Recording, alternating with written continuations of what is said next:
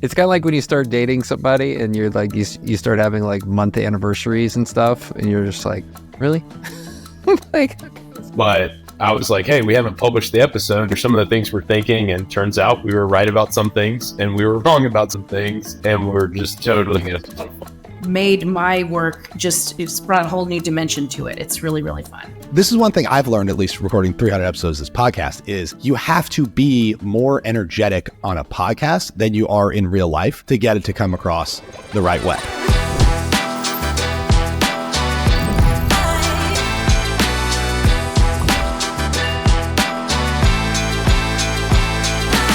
Hello, everyone. My name is Bill D'Alessandro, and it is my great honor to welcome you to the 300th episode of Acquisitions Anonymous. That means for almost 300 hours, the four of us have been reviewing small businesses for sale on the internet. So thank you to every single listener who's come on this journey with us over the past almost 3 years, listened to our podcast, interacted with us on Twitter, sent us deals, or even worked with Heather to borrow money for SBA and buy a business of your own. We hope this podcast has been really educational for everybody. This is a fun episode where we go back over 6 or 7 of what we thought were kind of the funniest and most memorable moments from the first 300 episodes and check back in on how we feel now about those businesses and those moments. So it was a really fun episode to record. There's a lot of laughing, some quick cuts. I think you guys will really enjoy it. If you like this episode, I would love it if you would go follow us on Twitter and also go to our website and get on our email newsletter. We send out every episode to the email newsletter and also include some commentary, links to the deals, and then you can also find the episodes on YouTube. So thanks so much for being with us for 300 episodes. I hope you enjoy this fun episode of Acquisitions Anonymous.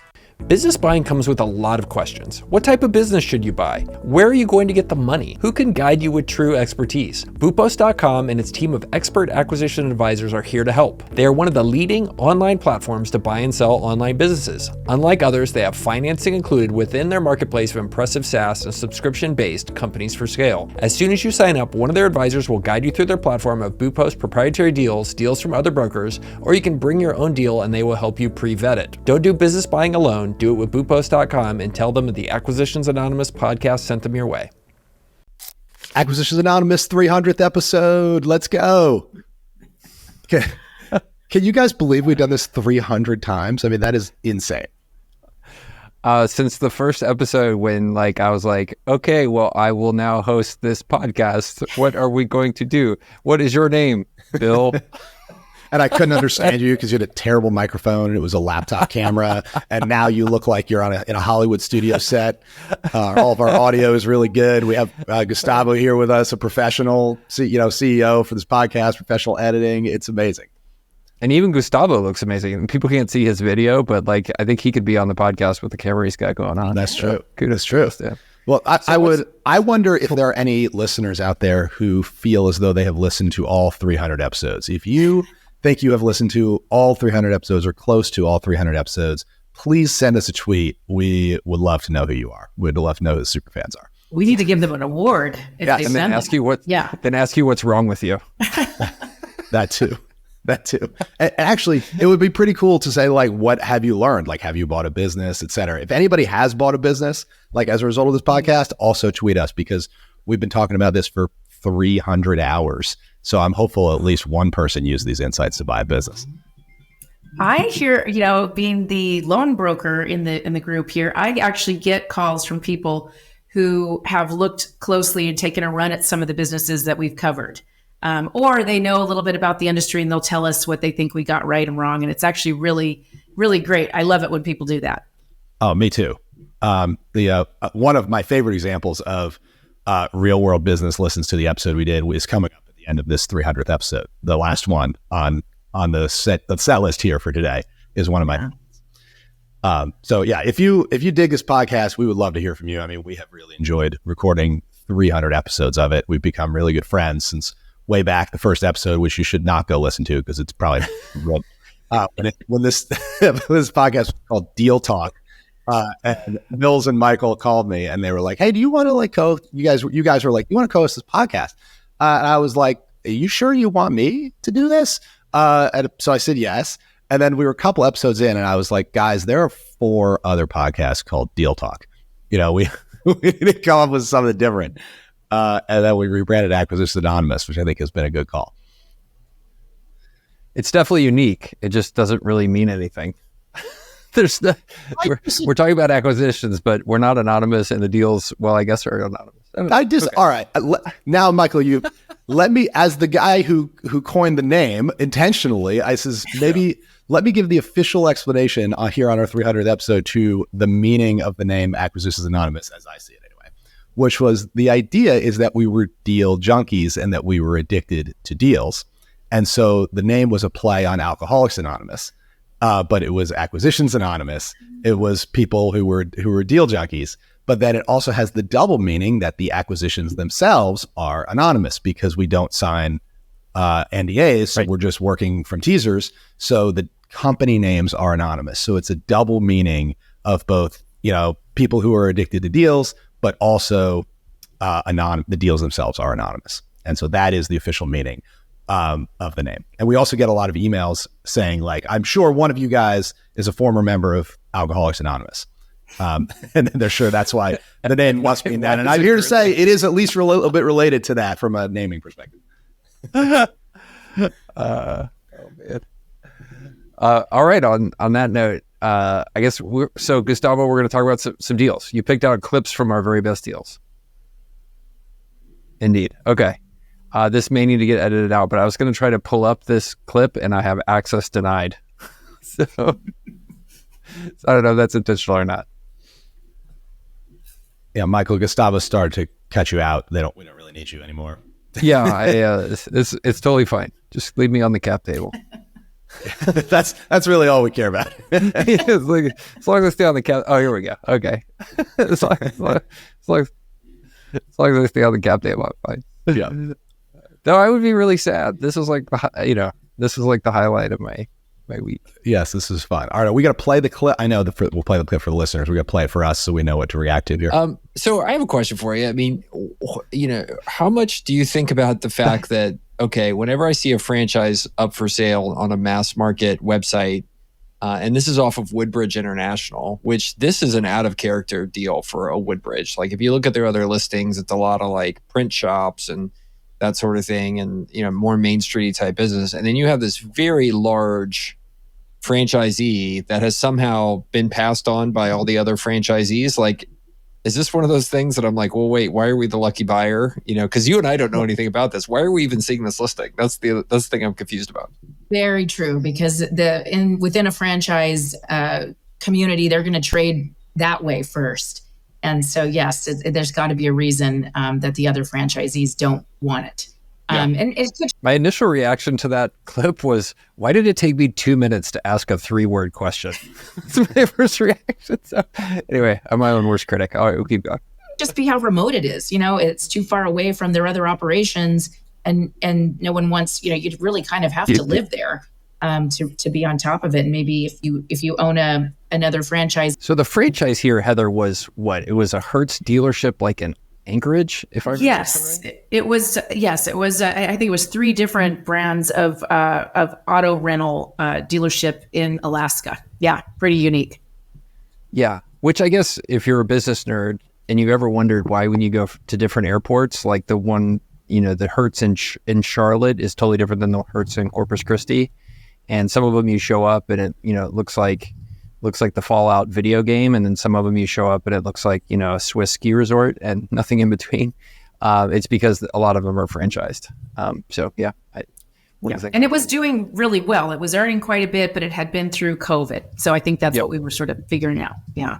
Yeah, and they had all kind of weirdness because what we learned was a lot of these dealerships are the car rental franchises. There's a whole game with buying and selling the vehicles, and then depreciation and tax shielding, and when you buy things and when you sell them, and and then having vehicles. There's just like a whole set of kind of tricks that they pull to make those things like really profitable.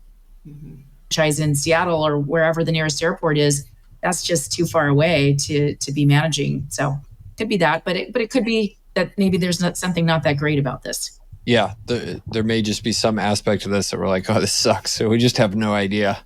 So let's say I think this comes up often, right? Because we're oftentimes looking at deals and we're like, well, I don't know anything about that. I mean, I knew a lot about fireworks, but I don't know anything about buying car rental franchisees. like how would you, and maybe you did this through your banking career, like how do you advise people to go like learn about an industry they don't know anything about? Like if I was to consider this business, like what should I do? What's your recommendation, people? I mean, a lot of them start with publicly traded companies and looking at the financial analysis of those companies. Yeah. It can tell you a lot, that especially if they're, being followed, and there's a lot of notes on them. So you read those. Obviously, a lot of interviewing of people who are in the industry. Find anybody that you can to interview.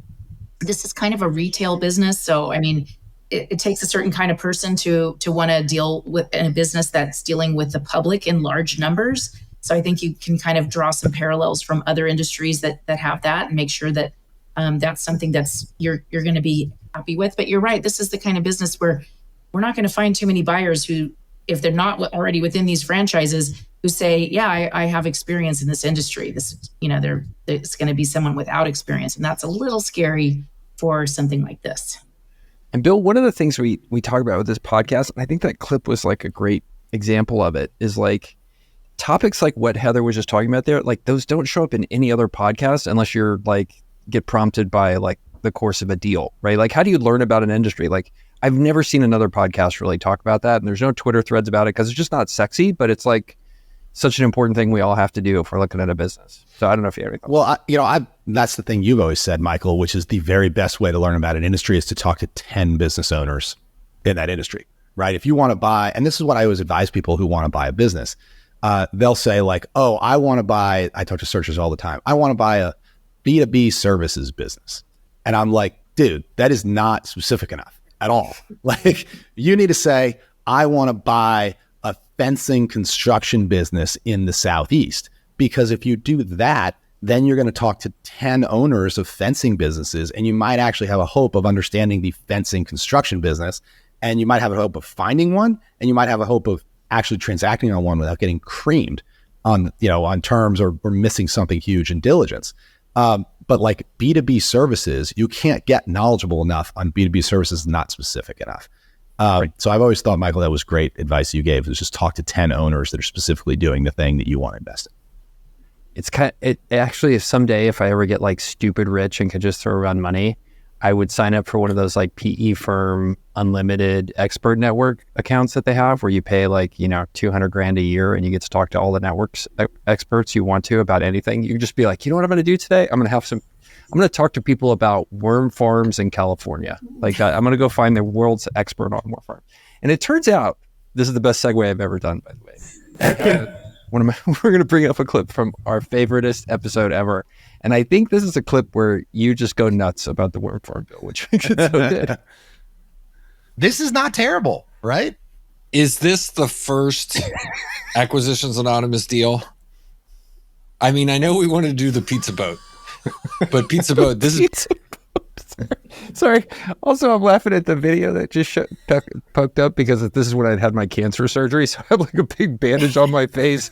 Like, I guarantee it's the only time in the history of the universe that there's been on a podcast about buying businesses that a guy who just had cancer surgery is talking about the difference between a pizza boat business and a worm farm business. That has never happened in the universe. Better than pizza boat, I think. I don't know, Bill. Do you like this worse? I mean, it's a little less sexy boat? than pizza boat. It's less sexy than pizza boat, but it's pretty cool. I like so like this is like the quintessential. It's like, cool. Do you want to be cool? Do you want to be cool at like a Holdco conference? Buy this business and then tell people that one of the businesses in your Holdco is a worm farm in Northern California, and there's like a small segment of nerds that will just be so aroused. Right? Okay. So let's figure out how to make this deal work. So, okay, Heather does really well. 11 businesses, and you're about to see why, because I was like, oh, let's go buy this worm business. What could go wrong? Do we need an SBA loan? We should get the NDA and sign it and decide whether or not we want to publish the episode. If we're gonna try and get it under LOI, we need to wait and not publish the episode and not create all of our competition for the deal. Oh, Broker Warren Bullock is not listening to our podcast. No, I know. Yeah, But so if we publish this, right, and then simultaneously we're trying to get the sim, or I mean, there's probably not a sim, right? If we're trying to have a conversation with the seller, and Heather's going on the site visit for us, I will. and and then simultaneously all of SMB Twitter is also trying to hit up this broker. He's gonna feel like he hit the lottery. Do you know what? Well, look, I'm not actually that interested in owning the business. I just want to go tell my wife that I have to go on a business trip to a worm farm. This is it. I just want to record that. I think it makes some good short form content. I don't actually want to own the worm farm. I just want to have to go explain why I'm going to a worm farm north of Sacramento for the weekend. But Heather wants to own the worm farm. You don't have to still. Yeah, I mean, if you'll remember Michael, your deal is always someone else buys it. You'll just invest and go on the diligence trips. Yeah. Yeah, I was going to move up there with my horses and live happily ever after on the worm farm. It is a testament, I think, and Bill, I'm interested in your thoughts on this. Like, as you look back on our most popular and most talked about episodes, there's not a correlation between what's truly actually a very good investment and a good space to be playing in and what makes for the best radio, right? In terms of these episodes, like that made for amazing radio. The Pizza Boat made for amazing radio, but to some extent, like it's interesting how our challenge is to try to be entertaining in this podcast, and then the learning and wisdom kind of comes in for free or whatever. But like, it's that that tension that we have to deal with. Sorry, was there a question in there? No. Okay, our other problem with the podcast is I give really vague prompts and then I just pause. Yeah. I think philosophical. Yeah. But Bill, I'd be interested in your thoughts on this statement. And I was like, I don't know how to. I got nothing else. It was very safe. Well, okay. It's the tension between entertaining and educating, yes. Right? And I see a lot of people start educational podcasts and they get nowhere because they're not entertaining, right? Yes. And like, there's a tension there where like sometimes the most, you can't be maximizing educational stuff and stay entertaining. Well, you have to do both. If you don't entertain, you don't have the chance to educate, right? And I think that's why we do intend to, we pick deals like the Worm Farm or the Pizza Boat, which, is this like a realistic, the Pizza Boat, like searcher deal? Like, I don't know. But it gave us the chance to talk about a lot of things that are broadly applicable to lots of deals, not just Pizza Boat, which is what we're trying to do in this podcast. And that's actually, I think, why this podcast works, is that so many of the lessons are generalizable, right? It's not about, like, so many of what we teach about on this podcast is not about a commercial fencing company or a Pizza Boat or a worm farm. They're how you would diligence or finance anything. All right, moving on. I know this next clip is going to be really good because I'm not in it. So what I do really like about this, and this is why I think this deal is going to trade for a bananas multiple, is because it's not one car wash, it's 10, and it is poised to be 40, right? And that is what you're buying here. Like, this thing has a brand, a set of standard operating procedures. It probably has already paid architects. Like, if you want to build another car wash, you already have the blueprints, right? You already know what the site plan is going to be. You already know how to permit it. Like, you're ready. You've done 10 of them. You're ready to rock. You have a sign guy. You have a pavement guy. I mean, you know where to buy the car wash equipment. You know how to configure it. Like, you are ready to go. So I think private equity is going to see this and go and just see dollar signs and go, we're going to buy this business. And what it gives you, and this is, by the way, if you're a business owner, this is how you sell your business for banana money, right? Is you set it up so the buyer can deploy more capital into it predictably, right? And that's what this is. And that's why they use the magic word platform in this listing. A platform means you, buyer, can buy it and expand it predictably. Like, we have a way where you can just pour more capital into it. It's de-risked. I can show you the last 5 we built and the exact rate of return on the capital we spent to put those 5 in. I already have all the blueprints from the architect. Let's go. And I assume private equity already bought this one for a crazy I'm number. sure they did. Right. They probably were signing the LOI while we were recording that. Yeah. Yeah, that was one of the better deals I think we've ever seen on the pod. It does tie ROH back platform. to something I think is a compliment for you, Bill, is how often people come back to me or send me a DM or whatever about a particular episode. And they're like, Bill, Heather, we're just like spot on about how to think about that deal and like where it was going to go. So like y'all's instincts are like super good. And I hear it over and over again. I would be willing to bet a lot on your predicted outcome being what actually happened. Yeah. I learn a lot from all of you on this podcast. Myself just being on it with you, I learn something every single episode. So it's amazing. And for me, how not to ask questions. Let's do it. What do you have next here? Bill, this is one of our favorite moments. This is where Heather went nuts about med spas. It blew our mind. We lost Bill. These deals are so hard to do because if the owner keeps the real estate, you've got to then burden the P&L with the prospective lease. And if you're trying to buy the real estate, usually the LPs are different. Like if you're a searcher, you've raised money, they're not trying to invest in real estate. They're not trying to invest $3 million out of the $3.8 million in real estate. They're trying to buy a med spa, So like you have this alignment problem. So Heather, how does this work out when somebody comes, like a searcher wants to do this? It really doesn't cash flow. I mean, to your point, how much debt you've got to take on, even though the $3 million, you can finance that over 25 years. Okay. So that's the debt burden isn't as high on that, but it's not going to cash flow. And this is a problem with any of the California listings that include real estate. It's almost always a problem because real estate values are so high relative to, what the business might be producing. It just doesn't work from a cash flow perspective. Always comes back to California real estate. California, yeah, we're a problem. California's crazy. But yeah, and I still love med spas. I've got a few of them I'm working now. But I think... Yeah, go ahead, Bill. Go ahead. No, I didn't have anything smart to say.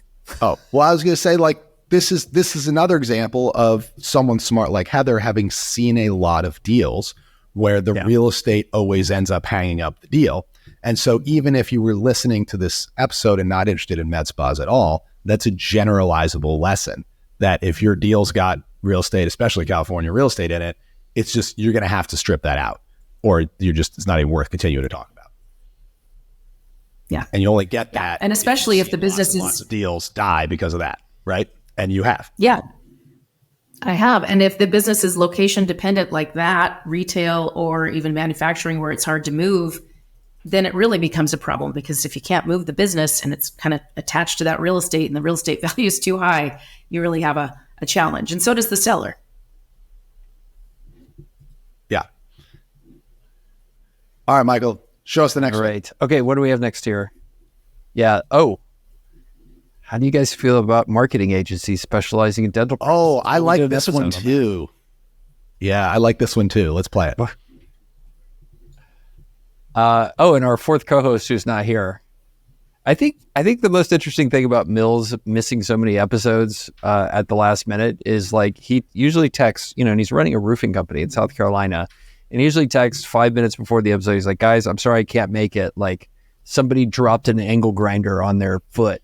Like, I got to go take her to the hospital, or like my controller, whatever. Somebody like showed up on, some sort of thing that would keep them from coming to work. That was just like always crazy stuff, but just like through his sheer like missing habits is explaining how and what it's like to run a small business.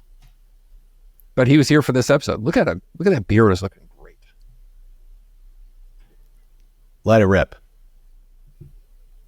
Bill, your camera is looking freaking amazing. I wanted to give you a testament on the evolution of this. This is so good. So if you're watching on video, it's pretty amazing. Thank you. I appreciate it. I have learned from the best. That is you. I've been trying to keep up with you for 2 or 3 years now, recording this podcast. It's a dark place to go, being a camera nerd. Yes. Expensive also, and takes a whole room in your house. Which that's what people don't tell you is like, you got to stick your desk in the middle of the room and consume the entire, like the room cannot be used for anything else. It is a studio first, not an office first. And if you have pets, you have to get rid of them for a while or get them in another part of the house quickly. Heather, you're next. We'll get you there. Yeah. All right. Do we have another? What's next? Clip. Someone has to push play. I thought we were playing one.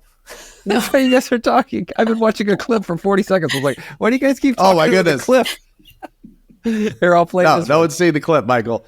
Maybe by the 400th episode, we'll have this dialed in. Worst co-host ever. Did that shock you? No. So postcard direct mail is insane. So I'll Back to the Future. In 2023, 2024, postal direct mail is having a massive resurgence because clicks have gotten so expensive on the internet, and everybody over the last decade abandoned the mail and all ran to Facebook. And now everybody's going, wait a minute, direct mail actually did work. People still check their mail. Yeah, people still check their mail every single day, right?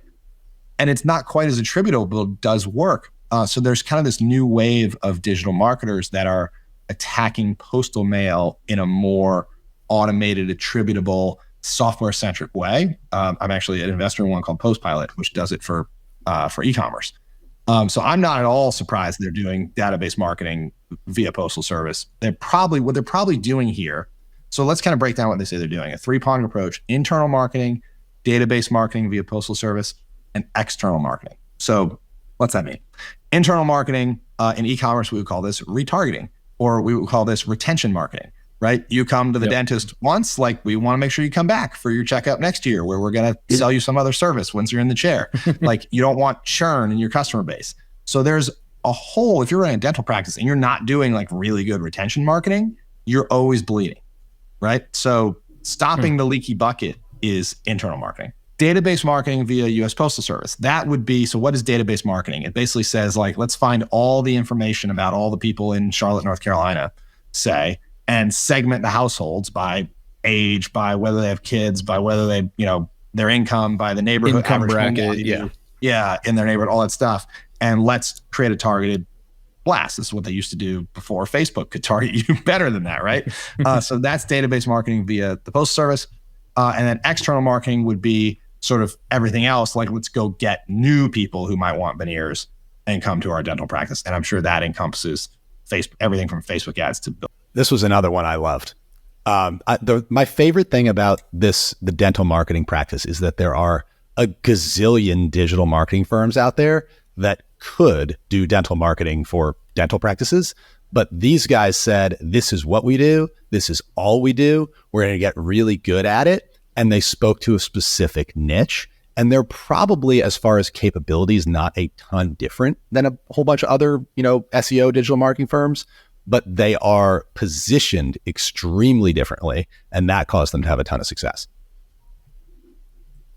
Yeah. And I think it's a testament to one of my favorite, business nerd things, which is, okay, you can take a commoditized service, right? Or let's say a commoditized service, like being a lawyer, right? And one time I knew a guy who said, okay, I'm going to take this commoditized service of being a general corporate lawyer, but what I'm going to do is I'm going to just do it only for fireworks companies.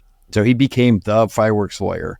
So suddenly he can charge 20 or 30% higher because nobody knows fireworks rules like this one guy does, and you call him when you need it. So I think, there's just digital marketing or staffing or something like that, right? You just pick your niche and you own it, and suddenly you create, a blue ocean as opposed to a red one. Exactly. Be one of one, not one of many. Yeah. When I figure out what that one of one is for my online persona, I'll let you know. Oh, hey, Bills. So, welcome to the recording.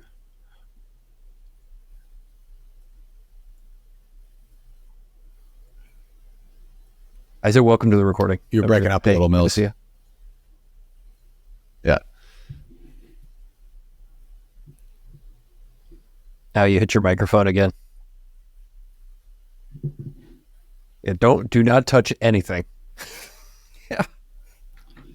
Mills, you may need a new USB cable or a new microphone or something. After this, sorry, brief aside, don't record this. After this, Mills, open up local recording on your computer and just record locally and then play it back and see if you are getting clear audio or if it's breaking up. And if it's breaking up with a pure local recording, then you'll know you have a cable or a microphone problem. Half dozen. Anything USB-C is good. All right, go ahead. You were talking about the digital marketing agency, I think. No, your microphone's screwed again. Sorry, your microphone cut out again. All right, we'll play this episode. I think the what is this one? died. Hit the next clip. Oh, this one got a lot of comments. This was the SaaS business integrates Monday.com and QuickBooks that Heather decided she needed, and then by the end of the episode, she's like, I don't know. We're gonna build from here. So that's the danger here. Like, if you buy this, you have to worry about how the task tracking app ecosystem works, right? There's a handful of platforms that are all kind of competing for it. You have everything from, Asana to Trello to Monday.com to like everything in between. And the danger is the first time one of those platforms decides that it is going to professionalize and include this sort of integration with QuickBooks, which has effectively 100% market share in small business accounting. The first moment that one of those platforms in that fragmented market decides that it becomes strategic for them or a way for them to get an advantage versus the other platforms and builds this integration into it, that is when Monday and all those other guys will respond competitively to add it to their platform, and they will push this totally out of business. It'll become an integrated feature. That is the challenge with this business. And you have to figure out if you're going to pay whatever 4 times earnings, 4 times cash flow for this, how likely is it that Monday.com does not eventually just build this into their platform? In the next 4 years. I don't know. Right, because you're paying 4 times, right? This has to survive or grow beyond 4 years for you to even break even. So 100%. Very good point. Yeah, but I talked myself out of it. Like you said, Michael, I was going to buy it for my business. And then I was like, no, I don't think I really need it. And I haven't bought it. So I guess I was right. It's also funny watching that, and I'm like wearing a jacket in my office because that was like during the winter, and I, like as Bill, you talked about, this whole space is optimized to look good on camera, not for my pleasantness. And I'm sitting in here freezing my ass off because it's like 32 degrees in my office, and I got a jacket on as we're recording. And you can't have the hum of a heater or air conditioner in the background, right, for the audio recording, so you just suffer. But look, I think this is a testament of why I love this podcast. Like, I've never listened to another podcast or a Twitter thread or a LinkedIn post where somebody is able to give you and show you in practice what it looks like when you're looking at a business and you're thinking about, okay, what happens to this business over the next 5 years from a trend and a strategic kind of risk standpoint. Like we were able to just have that discussion in a way that like it just is unique, and it's something that is dangerous for everybody. Like, I think I look at our Amazon FBA, Fulfilled by Amazon friends now on Twitter, and they're all miserable, and none of them are making money anymore because of this idea of platform risk and what can happen to a business when the platform decides to come in and take your margin from you or copy you in this case. And anyway, that's worth the price of admission. The good news is admission is free to this podcast. We don't charge anybody. This podcast, Acquisitions Anonymous, worth what you pay for it. Oh my gosh, this next one, Heather, are you ready for a clip of Bill? I'm actually most excited. Oh. This is the clip. This is the best one. I'm so pumped for this. Bill, this was the only episode where Bill was like, we started a controversy. You got to check this out. It's great. Okay. We did. We're relevant. Right. We're relevant. People listen to, all right, listen to this one. This one is high drama. This is high drama. I can't imagine running a 207-foot boat with 76 people on board for a week. I mean, food, like this is a legit cruise line. Yeah. Right? You need a doctor on board. Like you need an evac plan. Like the compliance is probably crazy. You can't just buy a boat and crack into this industry. Yeah. So barriers to entry are and the permit alone, just even if the permits weren't difficult, you're right. All those other things would be huge barriers to entry. So you do have a very insulated market. But, then there's the question of growth. Okay, we're in a little insulated market. We only have so many boats or ships. Maybe we should be calling them ships. I don't know. You only have so many. And so, how is there growth potential? Where are they as far as capacity? Could they add on some weeks? They're not really telling us much here, but that would be sort of interesting to know What are the capacity constraints if demand were to grow the way they're sort of suggesting at the bottom? But you are sort of insulated and you are sort of limited, I would think. And also, I want to say this is another one of those businesses, to Mills's point about maintaining the ships and the maintenance capex. This is not an EBITDA kind of business. We shouldn't just be adding back depreciation and saying that's your cash flow, because it probably is probably your maintenance capex is at least equal to your depreciation. So we wouldn't be adding that back. But cash. So this is, let's just say that 2 million is really $1.5 million. Now, this isn't really, it's SBA sized, but I don't know many SBA lenders that would, be especially good at underwriting something like this. And so, Bill, maybe it's worth talking about what happened after we talked about this deal, which was, it's an Alaskan cruise line. So what happened? So I want to reiterate the name of the podcast again, Acquisitions Anonymous. We did not sign an NDA on this deal. This is an Alaskan cruise line for sale. We downloaded publicly available information from the broker's website. We did not even know the name of the company, nor, I don't even think we conjectured about it. But within a few days of us publishing this episode, we got a serious nastygram from the CFO of what turned out to be, we didn't know when we recorded it, but this company that was for sale, basically saying, all this information is inaccurate. I can't believe this business is not for sale at all. I don't know where you got this information. They put out a press release saying, I forget even what the name of their business was called, and I wouldn't even say it here as I did, because I want to make it clear we did not know the name of their business when we recorded the episode. But they outed themselves by saying the people on Acquisitions Anonymous are ridiculous. We don't know where they got this information about us. We are not for sale. This is not true. And we're like, we downloaded it from your broker who is marketing the business for sale from their public website. And these guys were hot and put out this intense denial of everything that we said. It was very weird.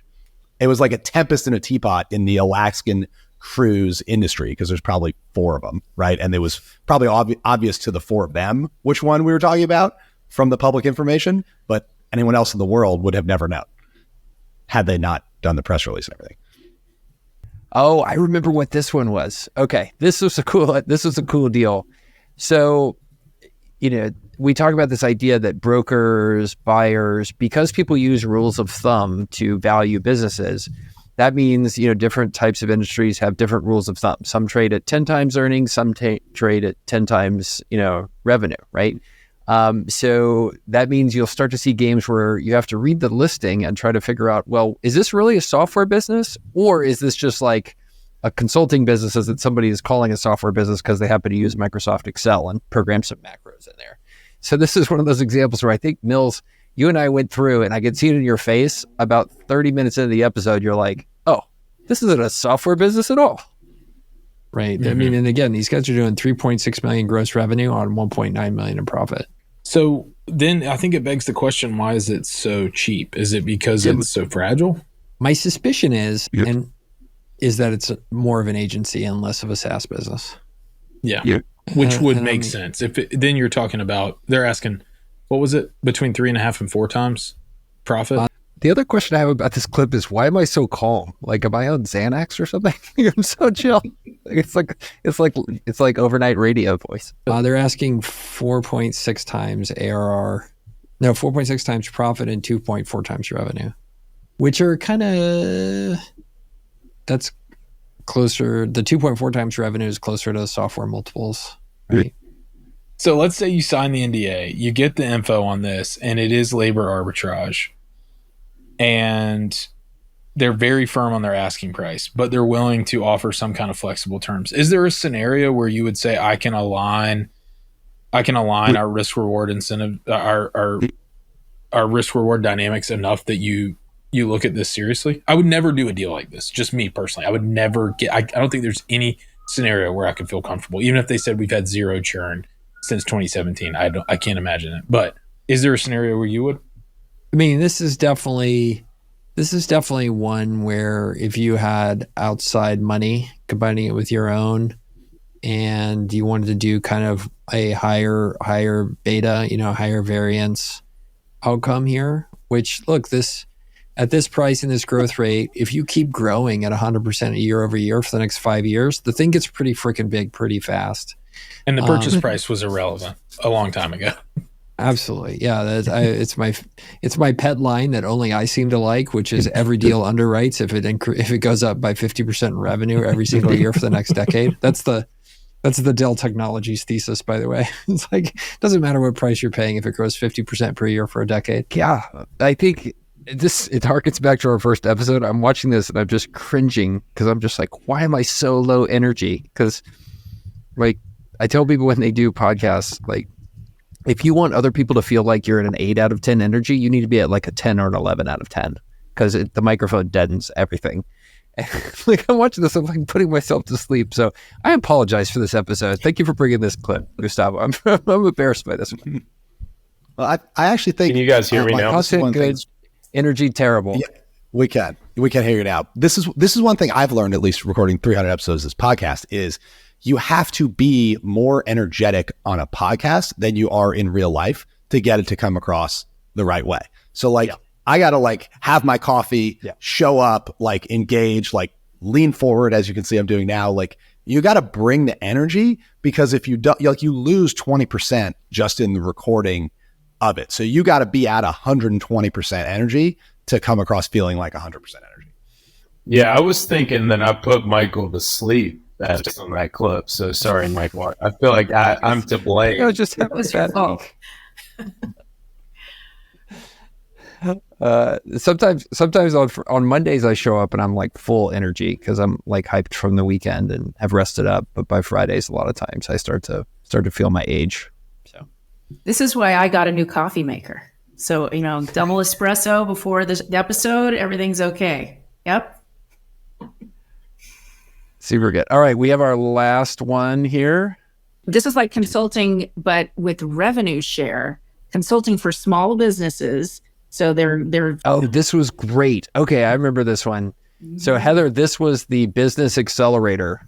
Yeah. That and by the way, I eventually did get the sim on this. Cool. So, which is one of the most fun things when we record something like this anonymous, and then later on I could see, okay, well, when I get the sim, what did I actually learn? Interesting. So I will now try not to violate the NDA as I get the sim. So focusing on these companies that have great potential for growth because they're still small, and they're doing consulting in a way that I wish the big consulting companies could do, which is they only get paid if they're successful, revenue share.